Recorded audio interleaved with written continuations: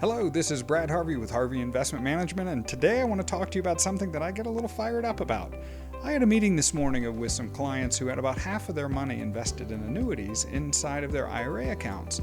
Now, this can be controversial in the industry. They're with a large bank, but literally half of their allocation were with a couple of different annuities that had been exchanged over the years as their surrender penalty periods ran out, and their investments really didn't do all of that well.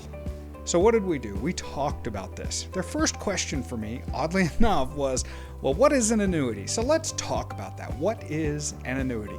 An annuity simply is just a cash flow over time, usually a fixed cash flow over time. It's a financial term. It has been co-opted and adopted by the large insurance industry. So now the insurance companies will insure that cash flow over time. So there are lots of different flavors and alphabet soup with these things, and some are better than others. But what you really want to look out for is how much do they cost. So the good news is you get a fixed cash flow for life that you can't outlive in most cases. You get tax-deferred growth, which you can also get in an IRA, but typically that's very, very good.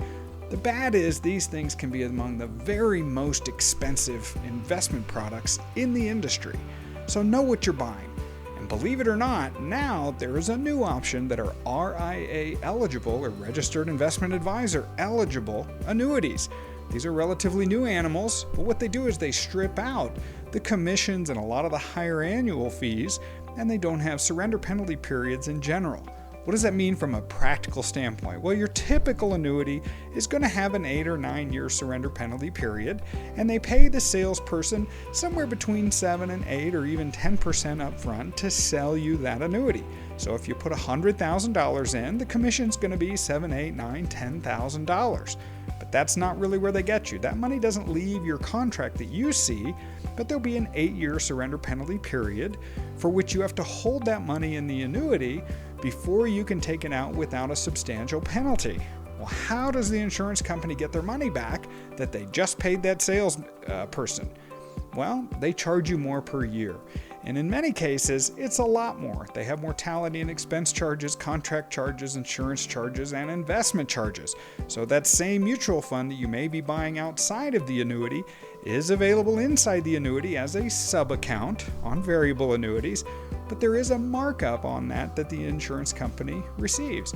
Now, I'm not saying insurance companies are bad. They're not. But they're not in the business of losing money. So those annual fees that you're paying inside the annuity that you may not be seeing could be as high as 3, 4, or 5% per year. In fact, I just came across an annuity this week where a client had purchased this from the bank, and the annual cost all in was about 4.5% per year. That exact same annuity is available through the RIA model, where the internal cost is actually 1.5% all in. So the same investments, the same annuity, no surrender penalty period, but you're saving 3% per year. On $100,000, that's $3,000 per year. You do that for 10 years, we're talking about a substantial difference in your pocket. So this is Brad Harvey with Harvey Investment Management. I hope you have a great day.